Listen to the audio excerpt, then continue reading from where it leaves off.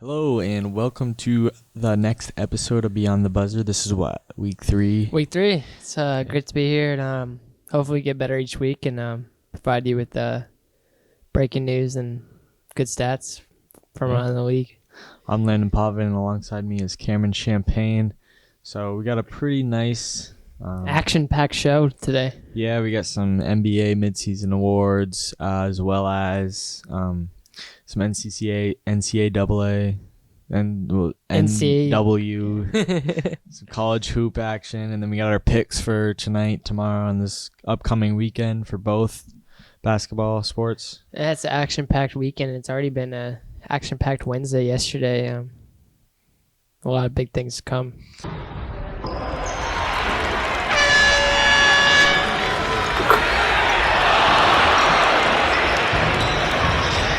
Yeah, but we'll get right into our midseason awards for the NBA.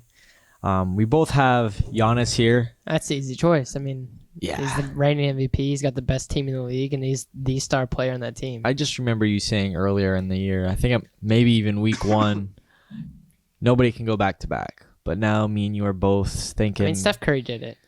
Yeah, but that was a couple of years ago. Yeah. It is different now, but... He's gonna get it. I mean, if he did like he did the first half of the season, for sure, especially with their team. But Luka's making a push now. LeBron's making a push. LeBron's always making a push, no matter what. I mean, like I always say, it's LeBron James. But yeah, so he's beat the Clippers by 20. He's beat the Lakers, and of course they have the best record. Defensive Player of the Year. We both have him as Defensive Player of the Year. Giannis. Anyway, why? I mean, he leads his team in defense and has the best defensive box plus minus, like you said. But he also just, I mean, look at him. Yeah, probably averages 6 or 7 blocks a game. He's a center, but he runs the 4. He's kind of like a bigger Zion Williamson. No, I'd say more of a Magic Johnson. Yeah, I mean that's a good comparison too. But yeah, I mean like I said. And the last person to win the MVP and Defensive Player of the Year in the same year was Elijah won in 94. Oh, wow. And Jordan also did it in 88. Wow. So it's been a while. It's been a while, and only 2 people in the history have been able to do it. All right, let's go to Rookie of the Year. We both have Ja here, but I think the only reason Ja is going to win it is because Zion has not got the chance to really play this year. I mean, yeah, but like, would we expected Zion to do that every night? I mean, he's doing it right now. I mean, yeah, but he's had time to prepare. And then the All-Star games, people were like, "Oh, he's Jesus. Let's Rising stars." Yeah. Everybody clear the way. We'll let him throw down a couple dunks. Yeah, they ended the game in a dunk contest with him and Ja. Um, But no, yeah, Ja Morant, I think front runner here. I think he's the only one that's capable of winning that award right now. But he's turned Memphis around. They turned to a nobody to actually somebody. Yeah, for sure. Not a championship contender night yet. They're young, but maybe eventually. And he leads his team in a couple categories, such as assist. And he's up there in the league in assists, too, which is really cool. Yeah, no, everyone doubted him. Everyone thought he was going to be a bust because his height and very small, but... And he wasn't really looked at until his... senior year. Yeah. He didn't really jump off and turn Murray State into an elite program there in college basketball. Next is our most improved player. We finally disagree at something. I got Trae Young. He went from 19 to 29 points a game. His assists have gone up by a couple. Rebound, everything has gone up. And I think what's really good to see is his percentages in shooting. Field goals gone up by 30%. Not 30%, point. Like, okay, 3%. Yeah. Efficiency field goal percentage has gone up. That one's gone up 13. And then his 3-point percentage, that's gone up 3. Yeah, I mean, it's good comparisons, but you gotta look at Devontae Graham. He was the third string point guard behind Kemba and Tony Parker last year. He averaged 4 points a game. He was in the G League, and now he's the starter, and he made the 3-point contest this year in 1 year. So I don't really see any comparison. Like Trae Young, he was good last year, Rising Stars game. Devontae Graham was not even heard of. He didn't play at all. Yeah, but Trae Young's an all-star starter now. Yeah, but the East sucks. East is awful. Trae Young does not suck. I'm not saying he sucks. I'm just saying the conference sucks, so like it's easy. Kyrie didn't make it. Okay, Devontae Graham's in the same If conference. Kyrie would have played this whole year, Trae Young would not have been the starter. You don't know that. I do know that. No, you don't. Yes. No, Kyrie don't. almost finished in reserves already for voting, so. Yeah, and he played like 20 of the 50 games. Exactly. So if he played all 50, he probably would have been the starter. No. He's Kyrie it's Irving. his fault. He got hurt. That's not, but I'm just saying, Trae Young's a replacement starter. So Devontae Graham is a better player. No, most improved player, not better player. That's what I thought. All right, and then finally, Coach of the Year, Mike Budenholzer. Yeah, it's the easy It's one. basically just whoever has the best record really gets that award. Yeah, no, that's a really easy one. They've only lost, 6-7 games? Something like that, 6 or 7. Or, Yeah, I think it's either 6 or 8. I mean, if they play all their players, no load manager, they could beat the Warriors record. Yeah, you made a pretty bold statement earlier. They only lose like 3 games. I don't really see them losing. I mean, with the rest like that and then ready to go, and it's not 50 more games, it's only 32 more. I mean, and they lost what? They lost 7 or 8 games in 50 games? And Giannis only plays 30 minutes a game. Exactly. Out of the top 20 players, scoring leaders wise, they all play 32 minutes or more. And they're killing great teams. They've killed the Clippers, beat the Lakers. Just imagine if Celtics. Giannis played 35 minutes a game like Harden did. Oh yeah, he would. Probably have 37 points a game too. Yeah, I know. He'd definitely be the front runner. He's just unstoppable. I mean, he's just his height. I mean, I guess if Zion was a little taller, I think he could stop him, but it'd be a fun matchup. And then we got All-Star Weekend. That was a nice weekend. Some nice Kobe tributes. Yeah, that was good. Aaron Gordon definitely got snubbed of his dunk contest. Should have been his second. Yeah, I don't know. I'm a Bulls fan, so seeing Zach LaVine win it now is really cool. Yeah, but back then, like when he was Timberwolves. I honestly don't know. It was close. I'm glad I'm not the judge. Because he jumped over a mascot on one of those whatever. Okay, but that was during the regular round. But still, he jumped over the mascot again and did a different dunk in the final round. He only jumped over him once. Twice. No, the other one was he just held the ball and he just. We'll have to look back at it. So, like you said, Aaron Gordon lost to. He jumped over Taco Fall. He's 7'5". Yeah. Yeah, that you should not lose. Yeah, we talked about it last time. You think it's because Dwayne Wade is a Heat guy and he won a Heat. And I still believe that's conspiracy theory. No. Yes. You're making it seem even like Stephen A. said a president died or something. Stephen A. Smith said that. Conspiracy theory? Like, seriously? Yeah. Stephen A. even said it also. First take. No. So, Stephen A.'s right. Another popular one was the 3-point contest. It's a good one. No conspiracy theories there. I don't want to hear it. No, there was no. I mean, you can't conspiracy theory someone shooting a ball. Sure. Unless you deflate them like Tom Brady. Buddy Hield won the 3-point contest. He beat Devin Booker on the final shots. It was a money ball. He was down 1, made it, won the game or won the contest. Skills challenge. Big men are dominating this. Yeah, but I just don't feel like they try. I think they should get rid of that and make something new. I mean, it's not as entertaining. Like a few years ago when they did that team game, like where one person shot a layup, one person shot a 3-pointer, and then another person shot a half-court shot. Yeah, I think that would be a more viewed if they brought that back. Like the Curry brothers, they were a team of 3. And but their dad. I mean, the skills challenge is not horrible. I don't know. I don't feel like many people, and like the stadium's empty at that time because no one comes that early to go watch that. I think they do. I think they still go to watch. I watched it and there was like no one there till the 3-point contest. All right, let's move on to the All-Star game. It's a really good game. Best one in history. Yeah.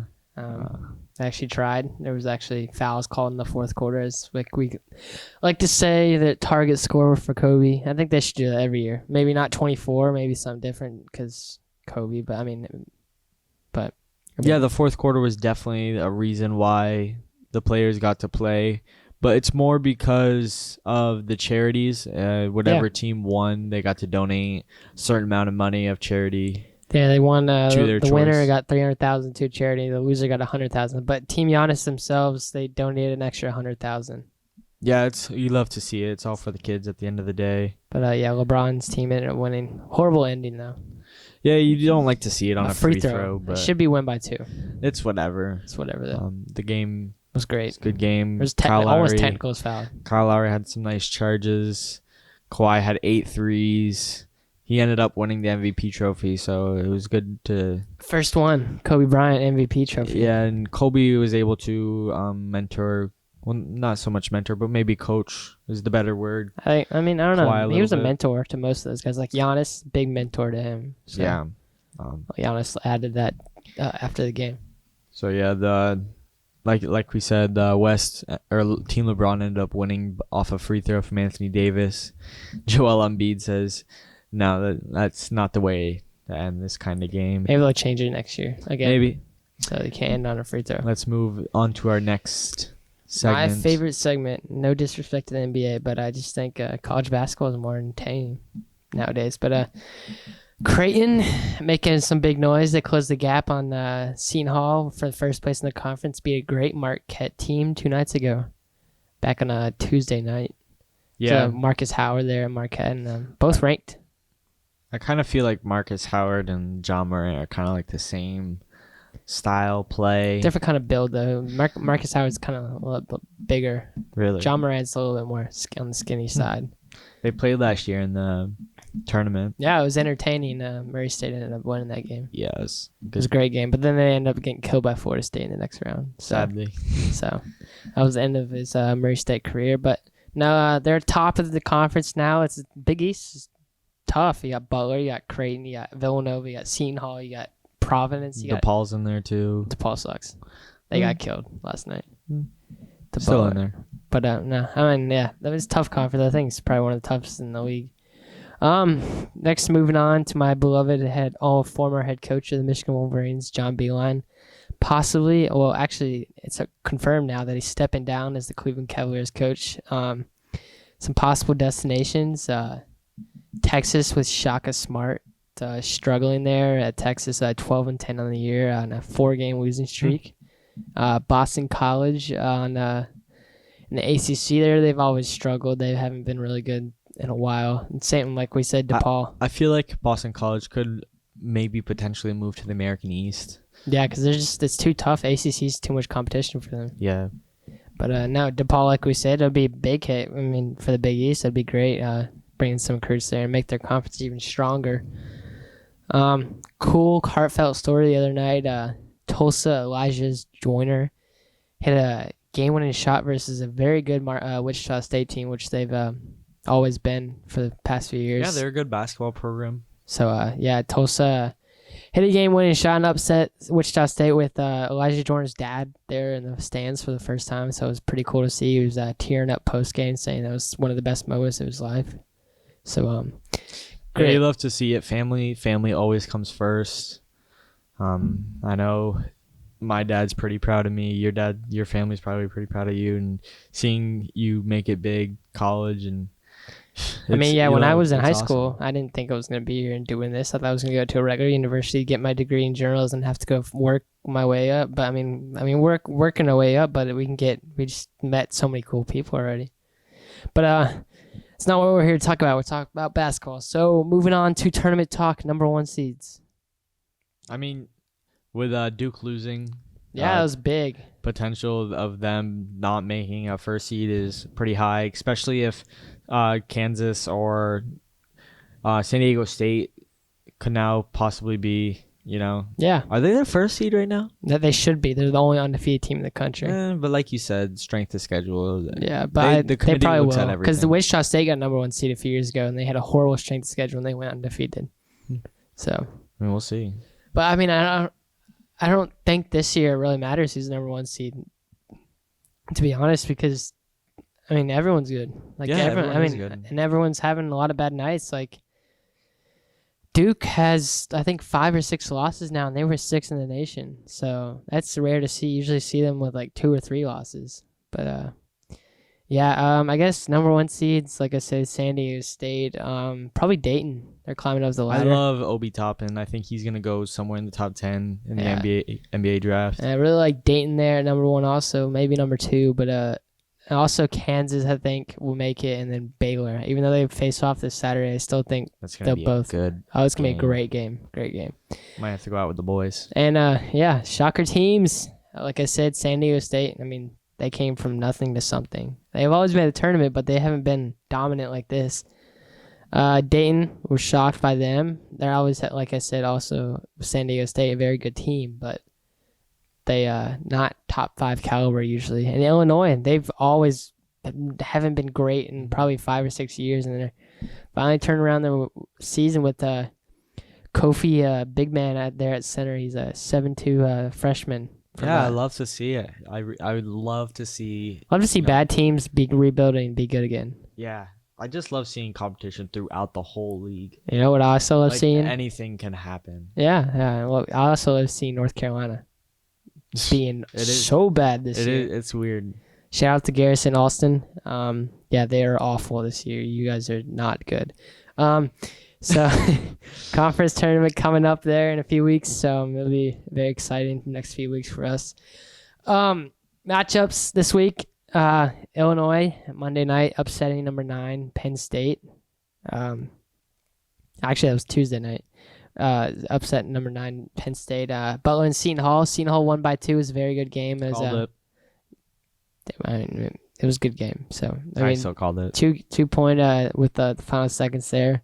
Michigan and Rutgers, not really important, but important to me. That's why I put it in there. Right. Michigan must win the rest of the way. So Rutgers were undefeated at home, and Michigan handed Rutgers their first home loss of the year. That's could be why it's important, because Rutgers hasn't lost at home. Yeah, little things matter too.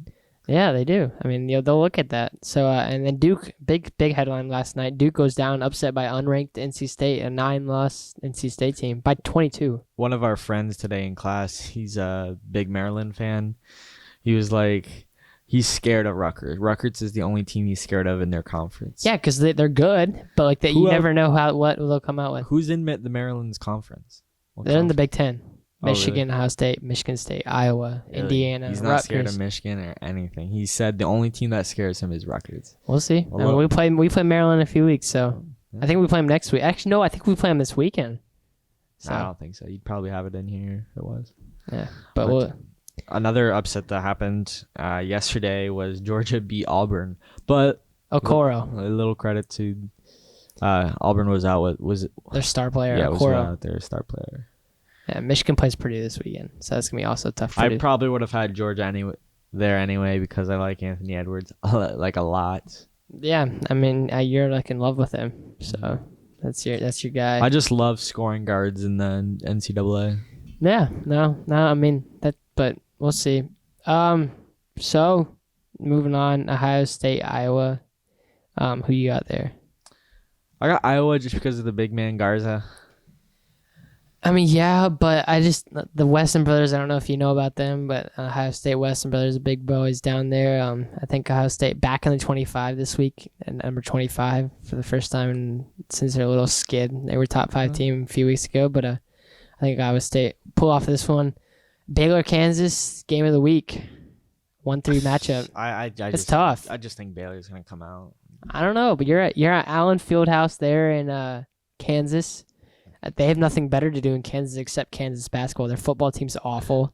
So, I mean, it's going to be loud like it always is. It's going to be tough. I saw something. Allen Fieldhouse is actually like the top 3 toughest stadiums. Because it's loud. It echoes. Everything echoes there. I've personally been there. It's a great stadium. One of the toughest there. And then probably Cameron Indoor is probably top 3 also. Right. Marquette Providence, which puts in here because Providence has just got a win off of Nova last week, and they could possibly maybe sneak in as a Final Four in the tournament. So yeah, and they beat Seton Hall, so if they can beat Seton Hall, they can beat anybody really. So I mean, I wouldn't say that. It just depends if you're having a good night or not.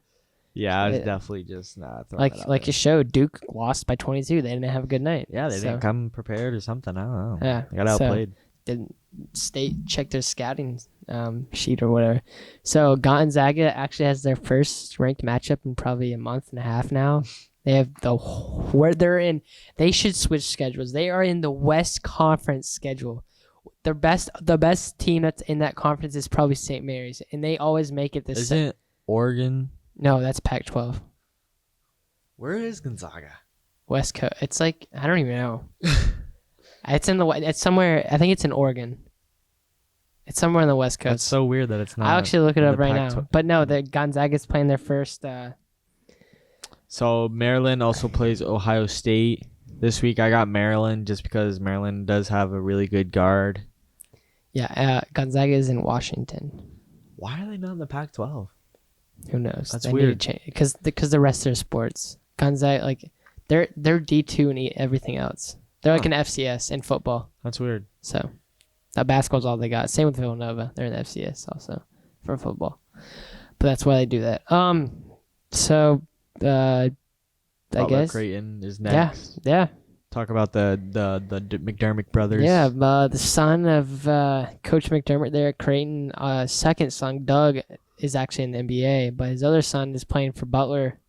Very well-rounded player there. He chose them over his dad's team, which is going to be a little fun, little trash talking there, a little family history there. It'd be like the Doc Rivers, Austin Rivers thing where Austin Rivers was sitting there clapping on the sideline as his dad was getting teed up. Yeah, well, maybe we'll see that tomorrow with McDermott.